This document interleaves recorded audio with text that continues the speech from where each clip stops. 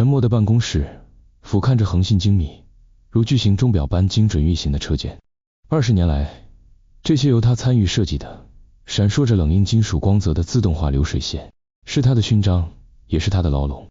他习惯性地用绒布擦拭着桌角那座年度技术功勋，水晶奖杯，指尖冰凉。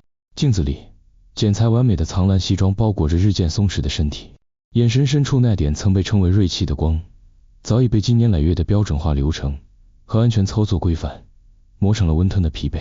隔壁，那扇象征权力巅峰的红木门紧闭着，门上王总的铜牌熠熠生辉。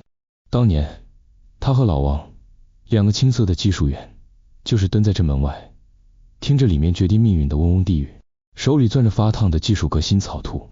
如今，他位居技术副总，年薪丰厚，在工业老城是体面的陈总。这体面像一件量身定做的囚服，舒适却画地为牢。当年轻的下属兴奋地讨论着那些能自己学习优化的新系统、云端协同的智能工厂时，他端起紫砂杯，啜一口温热的普洱，喉咙里含糊的应和声被机器的轰鸣吞噬。他赖以成名的恒信标准化装配体系，如同这座工厂的基石，稳固的让所有人安心，却也沉重地隔绝了外界翻天覆地的变化。他的工作只剩下确保每一颗螺丝都拧在图纸指定的位置。创新，那是对稳定高效的亵渎。他沉溺于这种秩序带来的令人昏昏欲睡的满足，像泡在精心调制的恒温药汤里，对沸腾的世界充耳不闻。崩塌始于最熟悉的声音，那周掀起了几件小事。学校的缴费提醒，红点一直挂着。小阿把比赛通知摊在桌上，他只问了一声：锅里汤糊了，饭凉了，等的人没来。角落的加湿器嗡嗡响，像一口老锅。他以为只是普通的一天。那天回家，玄关处没有女儿小雅清脆的爸回来了。他蜷在客厅地毯上，手里拿着一块拆得七零八落的旧电路板，那是他多年前淘汰的，曾给他启蒙的作品。他抬头，目光像探针，直刺他灵魂深处。爸，他的声音像冰冷的金属刮擦，你引以为豪的恒信标准，就是这张完美却毫无用处的废板吗？沉默愕然，准备好的技术传承，说辞卡在喉咙。小雅没看他，手指划过客厅角落里那台嗡嗡作响的老旧加湿器。妈说她10年没换过了，因为还能用，符合标准。知道同学怎么说我们家吗？你爸那座厂啊，博物馆级别的稳定。他突然站起来，音量陡然拔高，带着撕裂般的尖利。稳定，稳定就是裹尸布。他猛地抓起茶几上那个象征他身份的水晶名片座，底座刻着恒信精密沉默。几步冲到窗边，狠狠砸向楼下小区的景观室。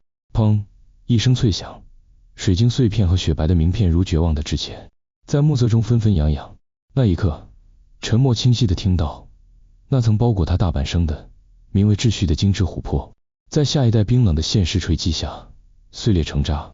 紧接着是妻子周兰的优化，他的优化对象是瑜伽馆的阳光教练赵阳，一个笑容炽热，身体里仿佛装着永动机的年轻人。沉默并非刻意窥探，只是在帮他清理旧手机准备送修时，那些滚烫充满生命张力的聊天记录像硫酸一样泼进他眼里。加班的夜晚，原来是在别人的瑜伽垫上挥洒汗水。摊牌时，周兰的冷静比愤怒更致命，至少他在进化，学筋膜放松，学运动心理学，每天都在突破舒适区。你呢？除了那套20年前的标准流程，还剩什么？你的整个厂都在被更新的版本淘汰。副总的光环在他眼中不过是贴在过期罐头上的失效标签，真正的倾覆如海啸般席卷而来。恒信精密破产清算的消息像瘟疫般扩散，轰鸣的流水线被拆解成废铁，如同巨兽被肢解。那扇象征着旧秩序核心的红木门被一个收旧货的小贩用几条香烟轻易换走，拖拽时在光洁的大理石地面上留下刺耳的噪音和丑陋的划痕。老王临走时重重拍了下沉默的肩，浑浊老眼里有惋惜，更有一丝卸下重负的解脱。沉默，别怪我，不是我不保你，是外面的世界太快，你这套标准。他顿了顿，声音干涩的像砂纸，现在没人兼容了。沉默走进了城市的野地，零工市场，喧嚣的人潮中，他递上那份曾经是金字招牌的简历，顶着七彩头发的年轻人力中介快速扫了一眼，吹了个泡泡，噗一声破掉。大叔，标准化装配，哈，现在讲究灵活组装，柔性生产，你这经验，古董级啊。我们这最缺能玩转智能分拣，动态路径规划的。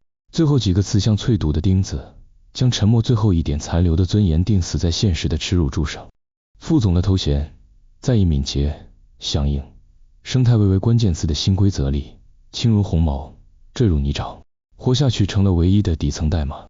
他成了穿梭在城市钢筋丛林里的闪送骑士。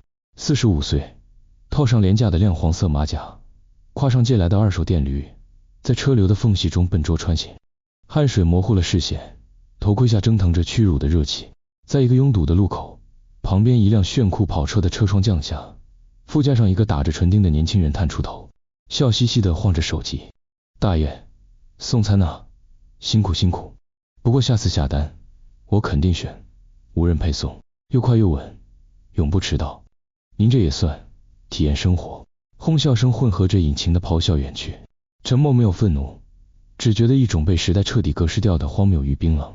他停在路边，目光空洞地投向街角一家名为比特咖啡的明亮店面，里面挤满了衣着新潮的年轻人。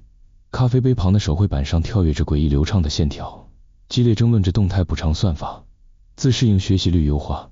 每一个飘出的词汇都像一块透明的强化玻璃，将它隔绝在另一个正在高速迭代的宇宙之外。他回到城中村深处鸽子笼般的出租屋，唯一的装饰是墙上那幅小雅用旧包装纸画的图样。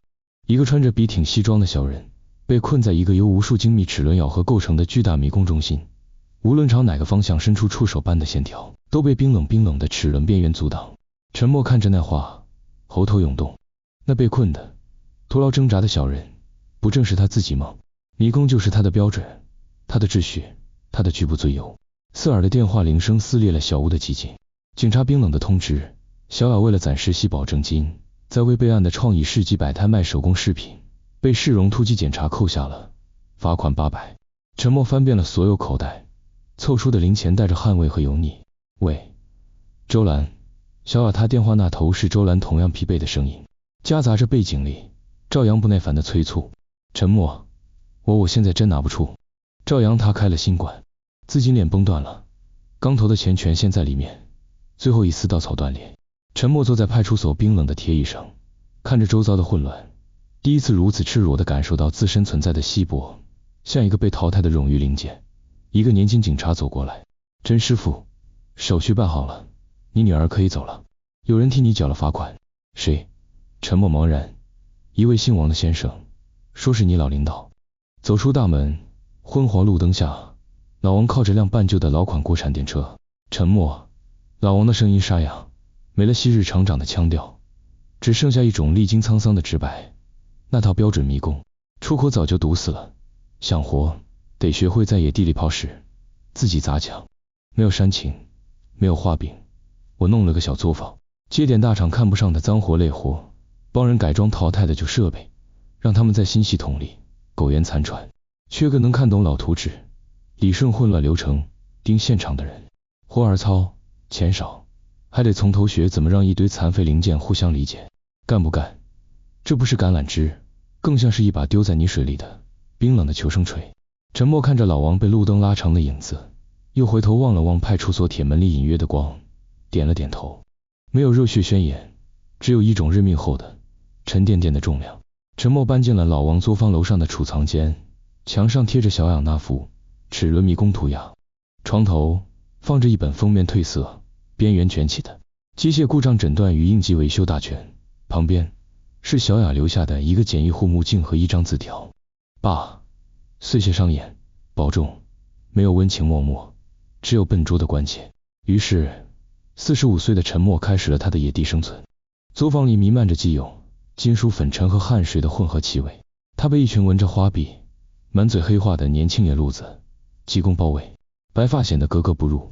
老王丢给他一台屏幕闪烁、接口古怪的半智能焊接机器人，客户要他下周上线，和一套新系统对话。原厂早不管了，资料只有一堆残缺的原始日志和操作手册。想法子让他活过来，能听懂新指令就行。一个叼着烟的黄毛嗤笑：老大爷，看得懂这乱麻不？不行就歇着，别添乱。沉默没抬头，布满老茧的手抚过冰冷的金属外壳，拿起布满油污的万用表。他没学过什么智能接口协议，但他懂机器内部的呻吟和喘息。他像老中医，用最简陋的工具，螺丝刀、示波器、逻辑分析仪去号脉，在混乱的日志里寻找规律，用飞线、跳线和自制的转接板，硬生生在这堆废铁和新系统之间搭起一座颤巍巍的桥。支撑他的不是希望，是小雅的护目镜，是老王那句在野地里抛石，是一种为了不被彻底删除而进行的近乎原始的本能挣扎。数月后，这台缝合怪机器人居然在客户的生产线上磕磕绊绊地跑起来了。虽然效率比不上顶尖新机，但它能在混乱的非标准环境下工作，成本近乎为零。客户惊喜地称之为神奇的适配方案。小作坊第一次接到像样的证明订单。庆功的廉价啤酒摊上，老王醉眼惺忪地拍着沉默的背，看见没？你的标准是死的，世界是活的。你那套迷宫走不通，不是因为路没了，是你只认图纸上那条。野地里哪条缝能钻，哪堵墙能掏个洞，就是活路。陈默灌了口苦涩的啤酒，望向作坊窗外远处恒信精密旧址上拔地而起的灯火通明的智能科技产业园。那些光芒不属于他，但他收回目光，看着眼前这群在油污中嬉笑怒骂，用野路子解决不可能任务的年轻人，指着角落里那台安静运行的缝合怪，声音沙哑。以前管流水线看的是所有零件必须按我的标准走，现在看他操心的是这台杂种怎么和那些贵族新系统在一个槽里吃上饭。没有荣耀，只有解决实际问题的粗粝感。那份最佳适配方案的简易打印奖状被他随手塞进了工具箱，和旧扳手放在一起。风声总会漏出去。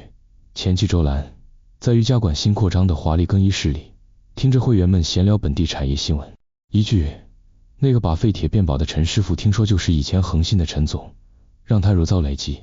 他找到油污斑驳的作坊门口，看着陈默带着女儿给的护目镜，正专注地调试着一堆缠绕的线路，眼神复杂，有震惊，有悔恨，更有一丝面对变异生存者的茫然。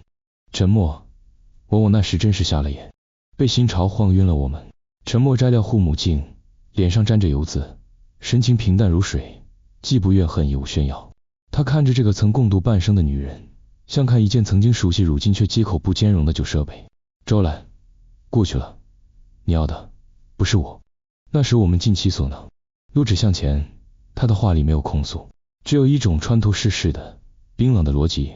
周兰掩面离去，陈默重新戴上护目镜，俯身钻回机器内部，扳手轻敲金属的脆响，清晰而稳定。小雅送来一幅新画，不再是困在齿轮迷宫中的西装小人。画面上，一个穿着磨损工装裤的背影，站在一片堆满废弃机械零件和电缆的工业荒原上。远处不是辉煌的城市天际线，而是几座巨大的仍在冒着稀薄蒸汽的废弃冷却塔剪影。背影的前方，荒原的尽头并非阳光大道，只有一条被重型卡车压出来的车辙交错、泥泞不堪的土路，蜿蜒伸向灰蒙蒙的地平线。天空很低，铅灰色，但画质一角，小雅用银色荧光笔在厚重的云层边缘极其克制地勾了一线若有若无的极其微弱的光晕。陈默把这幅画贴在旧画旁边，他长久地凝视着那个站在工业废墟上的背影，那条泥泞的车辙路和那一丝微弱到几乎被忽略的光。齿轮迷宫的窒息感淡去了，但荒野的苍茫与那条前途未卜的道路带了一种更庞大、更真实的空旷感。他渐渐领悟，真正的逃离不是抵达某个彼岸，而是亲手砸碎精致的牢笼，赤脚踏进生存的荒野。他拿起沾满油污的扳手和一节新到的数据线，走向下一台等待适配的报废机器。